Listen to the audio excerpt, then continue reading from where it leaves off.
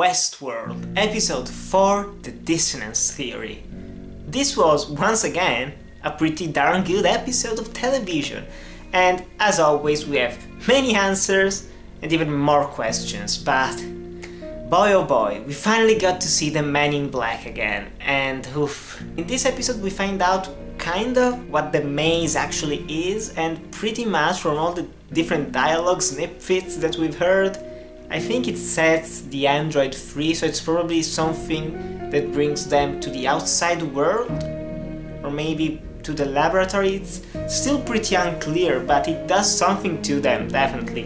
And that's the last storyline, apparently, that Arnold, one of the original creators of Westworld, wrote and created. So that's pretty interesting. And also the fact that Ed Harris's character knows about Arnold, it's pretty interesting, especially because, yeah, he has been going to the park for many years now, so he probably even knew him back in the day. Now he has teamed up with Hector and his gang, and there was also the girl with the weird serpent tattoo, and now they're gonna find Wyatt, the guy who we saw in the last episode, the one with the weird tribe of probably real people. That's gonna be interesting, but we really don't get to see him in this episode, which was a shame, but we'll definitely see him next time around.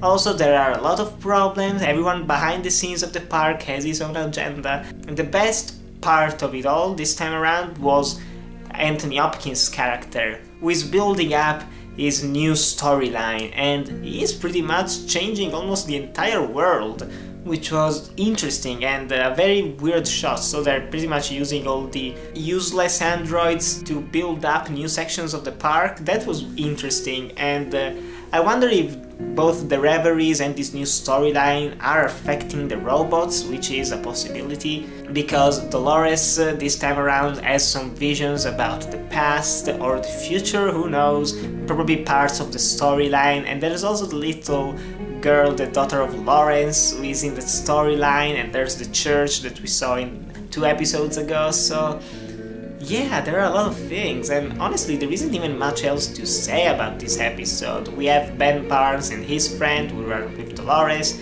and that guy's going black hat, he's a douche, we know that, he's killing people, now he wants to get a big ass reward. The other guy is probably staying with Dolores, or they're gonna follow them, I don't know. This was a weird episode because it is full of details, but not of big plot points.